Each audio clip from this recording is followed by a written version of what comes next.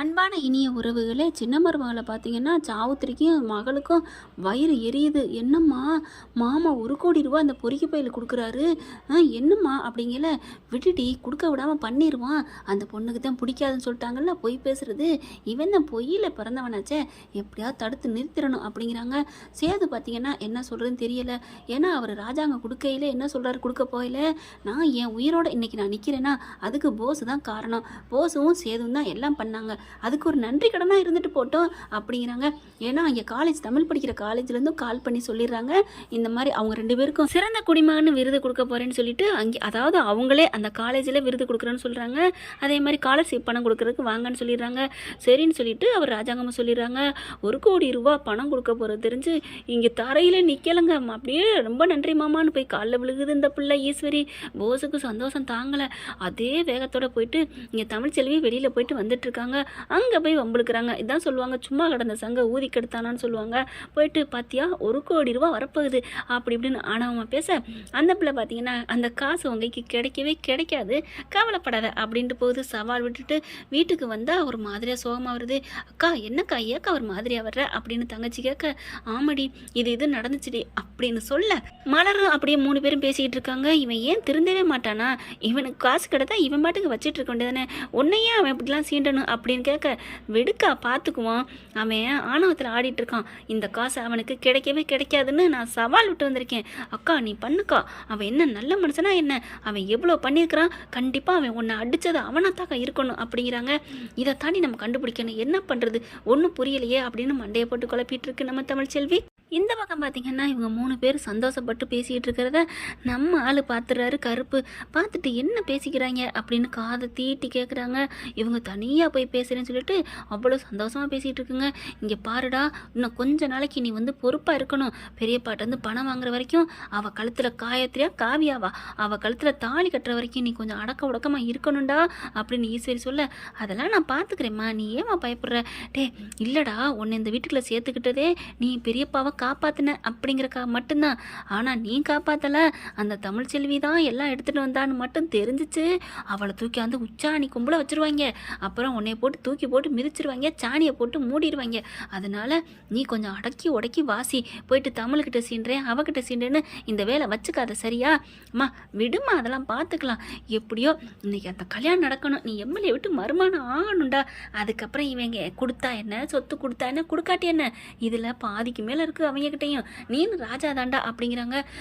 உனக்கு யோகம் என்னைக்கு அடிச்சது தெரியுமா, என்னைக்கு நீ அந்த காட்டுக்குள்ள தமிழ்ச்செல்வி மண்டையில் போட்டுட்டு அந்த மருந்தை தூக்கிட்டு வந்தப்பாரு, அப்போ உனக்கு அடிச்சதுடா யோகம், நீ தமிழை அடிக்கலடா, அதிர்ஷ்டம் தாண்டா ஒன்றா அடிச்சிருக்கு அப்படிங்கிறாங்க. ஆனால் நீ அடிச்சியே நீ நல்லா போட்டு தள்ளியிருக்கணும்டா, அவள் உயிரோட வந்திருக்க கூடாது, நல்ல சந்தர்ப்பத்தை நீ விட்டுட்டடா அப்படிங்கிறாங்க. ஆமாக்கா நல்லா அடிச்சிருக்கணும், எனக்கு அப்போதைக்கு அந்த மருந்தை எடுத்துகிட்டு வந்து பெரியப்பா கிட்ட நல்ல பேர் எடுக்கணும், அதுவும் இல்லாமல் நீங்கள் 2 பேரும் உயிருக்கு போராடிக்கிட்டு இருந்தீங்கல்ல, அதுன்னு நினச்சிட்டுதாக்கா ஓடியாந்துட்டேன், இல்லைன்னா அவளை போட்டு தள்ளியிருந்தா இப்போ எந்த பிரச்சனையுமே வந்திருக்காதே அப்படிங்கிறாங்க. சரி விடு பார்த்துக்குவோம் எங்கே போகுது அப்படின்னு 3 பேரும் பேசுகிறத கரெக்டாக நம்ம ஆள் கருப்பு எடுத்துடுறாருங்க வீடியோ. இப்படி பண்ணிக்கிட்டு இருக்கீங்களா, அட பாதத்தீங்களா, இவ்வளோ கேவலமான வேலையை பண்ணிக்கிட்டு நடுக்கூடாரத்தில் உட்காந்துக்கிட்டு நல்ல பேர் எடுத்துக்கிட்டு இருக்கீங்களே, இன்னைக்கு இருக்குடா உனக்கு, இதை கொண்டு போய் நான் காட்டுறேன் பாரு அப்படின்னு சொல்லி கொண்டுக்கிட்டு வர்றதுக்கு இப்படி திரும்புறாரு. பார்த்தா அந்த பக்கத்து ஆத்தாள் மகளும் அப்படின்னு காதை கொடுத்து கேட்டுக்கிட்டு இருக்காங்க. ஓ இதுகளை கெடுக்கிறதுக்கு இன்னொருத்தன் இருக்கானா, வல்லவனுக்கு வல்லவன் வையகத்தில் இருக்கானா அப்படின்னு சொல்லிட்டு தனியாக போயிட்டு என்ன இதுக பேசுதுன்னு கேட்போம்னு போய் கேட்குறாரு. பார்த்தா எம்மா இதுகளை என்னம்மா பண்ணுறது, இது என்ன பேசுதுன்னு ஒன்றுமே கேட்கலையம்மா அப்படிங்கிறாங்க. ஏதோ இவன் தான் அடித்தான் பச்சான்னு சொன்னானேடி, பாதி கேட்குது பாதி கேட்கல, ஒன்றுமே புரியலையே அப்படின்னு கேட்க, நமக்கு மட்டும் இந்த ஆதாரம் கிடச்சிருந்தா இதை கொண்டு போய் அந்த பொண்ணு வீட்டிலே கொடுத்துருப்பேன் மேடி அப்படிங்கிறாங்க. இவன் கருப்பு இருந்துட்டு பார்க்குறாரு, எனது பொண்ணு வீட்டில் கொடுக்குறாளா, பெரியப்பா கிட்ட ராஜாங்க மாமா கிட்ட கொடுத்தா எல்லாம் முடிஞ்சு போச்சே, இதுகையும் அங்கே போய் கொடுக்குறேன்னு சொல்லுதுங்க அப்படின்னு கருப்பு யோசிக்கிறாரு. பார்த்தா அதுகளுக்கு இவருக்கான விடையை வந்து அவங்களே சொல்கிறாங்க. ஏம்மா இப்போ என்னம்மா பண்ணுறது அப்படின்னா, நமக்கு தான் ஆதாரம் கிடைக்கலையடி, ஐயோ நல்ல சந்தர்ப்பம், ஆனால் இதை பெரியப்பாட்ட மாமாட்ட மட்டும் இதை சொல்லக்கூடாதுமா, ஏண்டி, ஆமாம் சொன்னோம்னா என்ன பண்ணுவாங்க, அதெல்லாம் சரி போயிட்டு போகுது அண்ணே, உடனே மாமா என் பிள்ளைக்கு ஏதோ தெரியாமல் தப்பு பண்ணிட்டான், எப்படியும் உங்கள் உயிரை காப்பாற்றினது அவன் தானே, கல்யாணம் மட்டும் நடந்துடட்டும், அவன் திருந்திருவேன் மாமான்னு காலில் விழுந்து விழுந்து அழுதுருவாங்க. அப்புறம் அத்தை அழுத பார்த்துட்டு நம்ம மாமாவுக்காண்டி தம்பி சன்னாசி பாவம் அப்படின்னு மன்னிச்சாலும் மன்னிப்பாரு. காசு கொடுக்குறாரா இல்லையோ, ஆனால் கல்யாணம் நடந்துருமேம்மா. அப்புறம் கல்யாணம் நடந்துட்டு அவன் கோடீஸ்வரன் ஆயிடுவாளே நம்ம அத்தை மாமா எல்லாருமே அப்படின்னு சொல்ல மாமான்னு போசதாங்க சொல்லுது இந்த பிள்ளை. சன்னாசியை மட்டும் யாருமே குறை சொல்ல மாட்டாங்க, எல்லாருக்கும் நல்ல பிள்ளையா இருக்காரு. ஆமாடி நீ சொல்கிறது சரிதான். இப்போ ஆதாரம் அப்படிங்கல இரு பார்ப்போம், நாளைக்கு இந்த ரூமில் ரெக்கார்டு வச்சுருவோம், அப்போ அவங்க பேசுகிறத கேட்கலாம்ல அப்படின்னுக்கிட்டு இருக்கேலே கருப்பு பார்க்குறாரு. ஆஹா அதான் வில்லனுக்கு தான் நல்லா தோணுன்னு சொல்லுவாங்க. என்னம்மா யோசிக்குதுங்க, நமக்கு இந்த இது தோணாமல் போச்சே. நான் இந்நேரம் இந்த ஆதாரத்தை கொண்டு போய் மாமாட்ட காமிச்சிருந்தேன்னா இதே தான் இது சொன்ன மாதிரி தான் அழுது பிடிச்சி இந்த ஈஸ்வரி காலில் விழுந்து எப்படியாவது மன்னிப்பு வாங்கிரும், கல்யாணம் நடந்துரும் தானே. ஆஹா இப்போ என்ன பண்ணுறது, பொண்ணு வீட்டில் போய் நம்ம சொன்னோம்னா நம்மளை கழுவி ஊற்றி வீட்டை விட்டு விரட்டிடுவாங்க, நம்ம தங்கச்சிக்கு இங்கே தான் பாதுகாப்பாக இருக்கணும், அப்படி இருக்கல என்ன பண்ணுறது அப்படிங்கல இந்த ஆதாரத்தை இது கண்ணில் படுற மாதிரியே பண்ணுவோம் அப்படின்னு சொல்லிட்டு ஃபோனை பேசிக்கிட்டே போகிறாங்க. ஹலோ ஹலோ அப்படின்னு சொல்லிட்டு பார்க்குறாங்க. ஏ கருப்பு ஏதோ பேசுகிறான், பேசாமல் இரு அப்படின்னு சொல்லிட்டு இருக்கல. அப்போ தான் பேசுகிறாங்க. அம்மா நான் வரணுமா, வந்துடுறேன், ஒரு முக்கியமான ஆதாரம் கிடச்சிருக்கு, அதை என் ஃபோனில் வீடியோ எடுத்து வச்சுருக்கேன், அந்த ஆதாரத்தை வச்சு இன்னைக்கு இங்கே 2-3 பேரோட கதையை தீர்த்து கட்ட வேண்டி இருக்குது, நான் வரேன் இருங்க நான் குளிச்சுட்டு வரேன் அப்படின்னு ஃபோனை அங்கேயே வச்சுட்டு அப்படியே குளிக்க போகிற மாதிரி போயிடுறாரு. இதுங்க ஏதோ ஒரு ஃபோனில் ஆதாரம் இருக்குங்கிறாரே கருப்பண்ணே அப்படின்னு வேகமாக போய் பார்க்குறாங்க. பார்க்கையில் மேலாவில் வச்சுருக்காரு, லாக்கெல்லாம் எடுத்துட்டு ஐயோ நல்ல வேலை லாக் இல்லை அப்படின்னு சொல்லிட்டு வேகமாக ஓப்பன் பண்ணி பார்க்குறாங்க. ஓப்பன் பண்ணி பார்த்தா அந்த வீடியோ இதுகள்லாம் பேசுகிறது. அம்மா லட்டு கிடச்சிருச்சுமா, 1 லட்டு இல்லைம்மா 2 லட்டு திங்க ஆசையா அப்படிங்கிற மாதிரி 2 கிடச்சிருச்சு. ஆகா சூப்பர் அப்போ உன் நம்பருக்கு உன் செல்லுக்கு அனுப்புடி, சீக்கிரம் அனுப்புடி அப்படிங்கிறாங்க. டக்குன்னு இந்த பிள்ளை தாமரை பிள்ளை என்ன பண்ணுது, வேகமாக தன்னோட மொபைலுக்கு அனுப்பிடுது. அனுப்பிட்டு அந்த தடத்தையும் அழிச்சிருது. வச்சுட்டு வாமா அப்படி சொல்லிட்டு போக கருப்பு பார்க்குது. ஆஹா நம்ம செய்ய வேண்டிய வேலையை பக்காவாக சம்பளமே இல்லாமல் செய்ய போகுதுங்க, செய்யுங்க அப்படின்னு சந்தோஷப்பட்டுக்கிட்டு இருக்க இதுக்கு 2 நேராக பொண்ணு வீட்டுக்கு போயிடுது. இங்கே பார்த்தா போய் மலர் தமிழ்கிட்ட போய் வேகமாக கருப்பு இங்கே வா அப்படின்னு சொல்லி கூப்பிட்றாரு. வேகமாக கூப்பிட்டோன்னு வந்துடுறாங்க. என்னென்ன அப்படின்னு கேட்க, நீ ஜெயிக்க போகிறம்மா, நீ விட்ட சவாலில் நீ ஜெயிக்க போகிற, என்னென்ன அப்படிங்கிறாங்க. ஆமாம் உங்கள்கிட்ட ஏதோ சொல்லிட்டு வந்தானா இந்த மாதிரி 1 கோடி ரூபா வரப்போகுது, நீ ஏதோ சொன்னியாமே அவனுக்கு பணம் கைக்கு கிடைக்கக்கூடாதுன்னு அப்படிங்கல. ஆமாம் உங்களுக்கு எப்படி தெரியும், இங்கே பார் அப்படின்னு சொல்லிட்டு எல்லாத்தையும் காமிக்கிறாங்க. ஐயோ சூப்பர் ஆதாரம் அப்படின்னு சொல்லிட்டு இப்போ என்னென்ன பண்ண போறீங்க, நம்ம ஒன்றுமே பண்ண வேணாம், இந்த ஆதாரம் எல்லாம் போக வேண்டிய இடத்துக்கு போகுது அப்படின்னு நடந்தது பூரா சொல்ல. ஐயோ அண்ணே அப்படிங்கிறாங்க. கண்டிப்பாக நீ ஜெயிப்பம்மா, நீ நல்லா இருக்கணுமா, உன் மனசு நல்ல மனசு அப்படிங்கிறாரு. அதே மாதிரி இங்கே ஆத்தாள் மகளும் நேராக பொண்ணு வீட்டுக்கு போயிட்டு எல்லாத்தையும் வத்தி வச்சுறாங்க.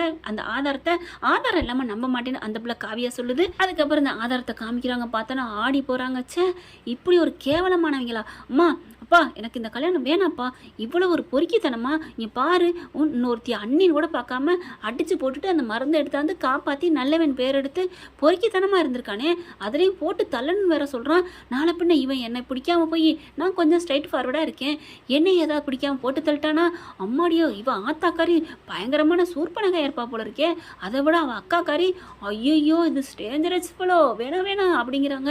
இவங்கெல்லாம் பயங்கரமான ஆளுப்பா, வேணாப்பா எனக்கு அப்படிங்கிறாங்க. இப்போ என்ன பண்ணலாம், இதை போய் எல்லாத்தையும் சொல்லி பண்ணிடுவோமா, இப்போ வேணாம் நம்ம அதை பார்த்துக்குவோம், இப்போதே கல்யாணம் வேணான்னு சொல்லுவோமா அப்படிங்கிறாங்க.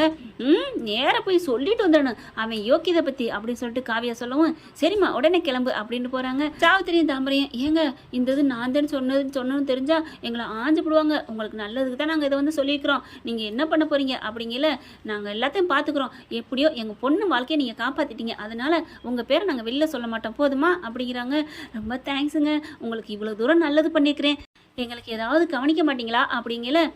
அவன் எனக்கு போட்டான் பாரு மோதிரம், இந்தா இது எனக்கு தேவையில்லை வச்சுக்க அப்படி சொல்லி கொடுக்குறாங்க. ஐயோ மோதிரமா அப்படின்னு சொல்லி சந்தோஷமா போகுதுங்க. இங்கே பார்த்தா கருப்பு அடிச்சுக்கிறாரு. ஐயோ இதுங்க வெளியில் சொல்ல மாட்டாதுன்னு தெரிஞ்சிருந்தா நானே வந்திருப்பேனே, வயிறு மோதிரமாமே ஐயோ அப்படின்னு இங்கே அடிச்சுக்கிறாச்சு. இது கொட்டுக்கா வேணாம், காசு வேணாம், நகை வேணாம், சே உழைக்கிற காசு நேர்மையானதே இங்கே ஒட்ட மாட்டேங்குது அப்படின்னு தான் நல்ல மனசை நிலைநிறுத்திட்டு போகிறாரு கருப்பு. அங்கிட்டு பார்த்தா வேகமாக போகிறாங்க. போயிட்டு என்ன நினச்சிட்டு இருக்கீங்க அப்படின்னு சொல்லி போஸோட வண்டவாளத்தெல்லாம் கிளிக்கிறாங்க.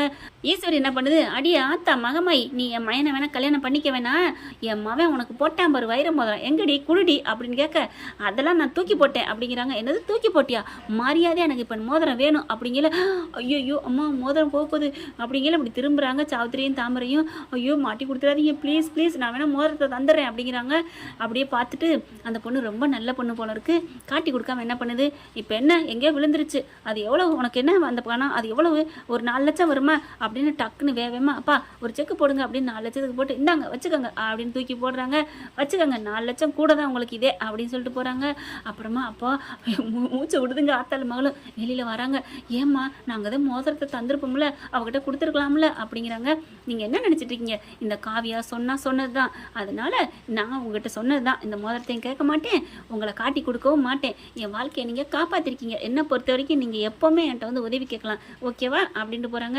நீ நல்லா இருப்பமா, உன் மனசுக்கு நீ நல்லா இருப்ப அப்படின்னு சாவித்திரியும் தாமரையும் சொல்றாங்க. இதுகெல்லாம் வாக்கு கொடுக்குதுங்க. அடுத்து பார்த்தா அந்த பொண்ணு அங்கேருந்து கிளம்பி போயிருது. முக்காடை போட்டுட்டு உட்காடுறாங்க.